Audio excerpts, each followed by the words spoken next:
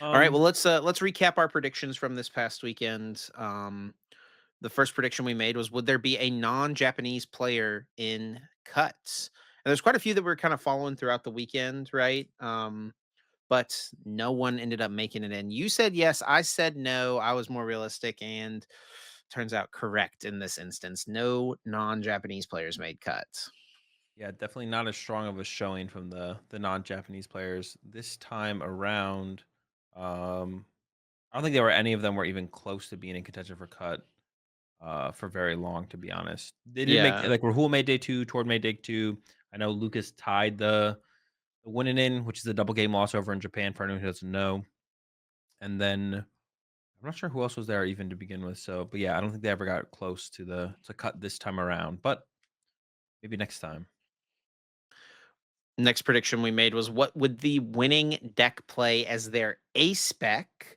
Was one with the secret box. I went with the unfair stamp, and we were both wrong, as the winning Dragapult list was a crystal build. But Azul was a little closer here because the Gardevoir did have the secret box that got second place.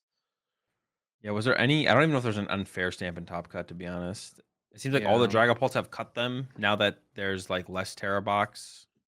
Oh no, there was the Frostlass Monkey Dory deck had the unfair stamp. Yep. All right.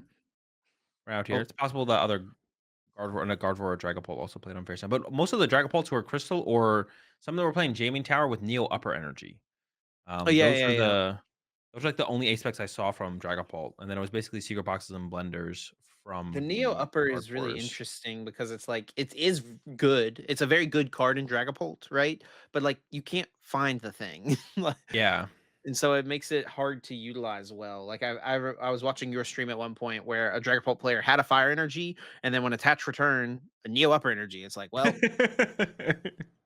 That's not that very efficient. that could have been a crystal. Yeah. And then, our last prediction here was how many Typhlosion decks in cut? We were hype on the Typhlosion, man. Dude, I was excited, man. It was, like, popping up a bunch and a bunch of decks. I said there would be 2, Chip said there would be 3, and there was 0. Did you even see it on stream at all? No. Dude, the coolest thing we saw on stream was a Grim Snarl, EX deck with Dude, you Frostlass are and Monkey like Dory. unreasonably excited for the Grim Snarl. Dude, that's hype. The Grim Snarl is definitely hype. The lack of Typhlosion No, no, is not I hype, don't mean though. like just on the stream. I mean like you've been talking about that card. It's a good card. Yeah, Yeah. it's not that good.